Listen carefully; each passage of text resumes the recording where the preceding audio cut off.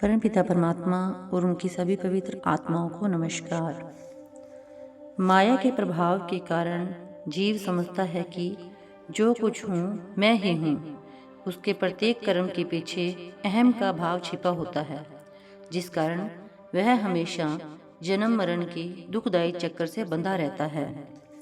जीव का अपनी हस्ती को परमेश्वर से भिन्न समझना, संसार की किसी वस्तु, इसके किसी व्यक्ति को अपना समझना, अपने आप को किसी कार्य का कर्ता समझना, मनमर्जी के कर्मों से मन चाहे फल की आशा करना तथा मनमर्जी की भक्ति द्वारा परमात्मा से मिलाप की आशा रखना अहंकार है।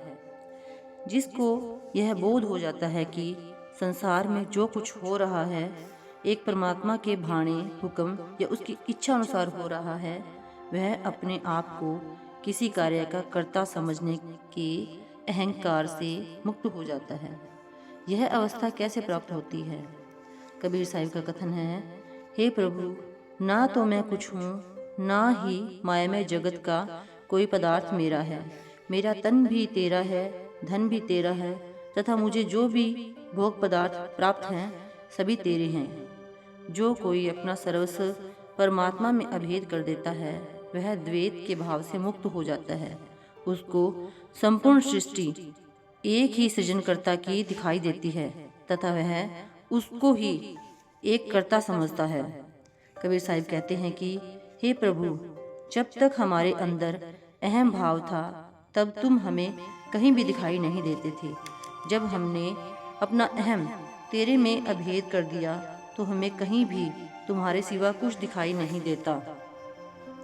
आप कहते हैं कि हे प्रभु, मैं तेरे नाम का सिमरन करता हुआ अहंकार के रोग से मुक्त हो गया। जब मैंने अपना आपा तुझ में अभेद कर दिया तो मेरा अपने पराये की द्वैत का भ्रम दूर हो गया तथा मुझे तुम सर्वव्यापक दिखाई देने लगे। सतगुरु की शरण के बिना सच्चा प्रेम नहीं पैदा होता तथा अहंकार की मलिनता दूर नहीं होती।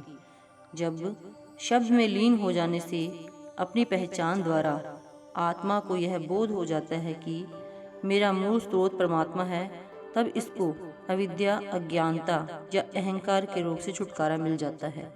इसको यह ज्ञान हो जाता है कि मेरी स्वतंत्र हस्ती या शक्ति नहीं है। मेरी हस्ती परमात्मा पर आधारित है और मैं पूरी तरह उस पर निर्भर हूँ।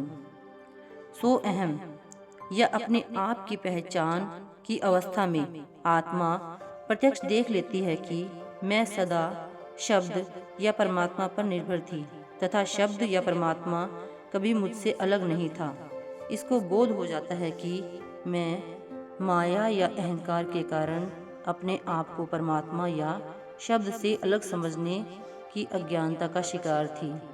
अहंकार के शिकार मनमुख को आत्मा का परमात्मा या शब्द पर निर्भर होने का बोध नहीं होता, जिस कारण वह अपनी पहचान नहीं कर सकता और परमात्मा से बिछड़कर हमेशा जन्म मरण के दुख सहता रहता है।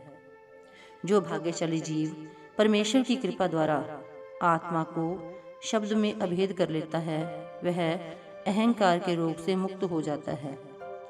द्वैत या अहंकार जगत का स्वाभाविक अंग है। जीव अहंकार के कारण ही जन्म मरण के चक्कर से बंधा रहता है। सूरत को शब्द या नाम में अभेद किए बिना भक्ति का कोई अन्य साधन अहंकार का नाश नहीं कर सकता। नाम या शब्द तथा अहंकार का दिन और रात जैसा फर्क है। अंदर नाम या शब्द का प्रकाश प्रकट होते ही अहंकार का अंधकार समाप्त हो जाता है। निर्मल परमार्थ की खोजी को यह बात भली भांति दृढ़ कर लेनी चाहिए कि पूर्ण संतों की वाणी में मन के नाश, मन को वश में करना, मोह माया का नाश, आशा तृष्णा का नाश, अहंकार का नाश तथा अपने आप की पहचान आदि सभी का वार्षिक अर्थ नाम की कमाई या सूरत शब्द के रूहानी अभ्यास द्वारा मन को ब्रह्म या त्रिकुटी में लीन करके तीसरे रूहानी मंडल में पहुंचकर आत्मा के निर्मल स्वरूप की पहचान करना है। उस अवस्था में पहुंचकर आत्मा मैं मेरी मोह माया या अहंकार से मुक्त होकर परमात्मा की पहचान करने की योग्य बनती है। Thank you.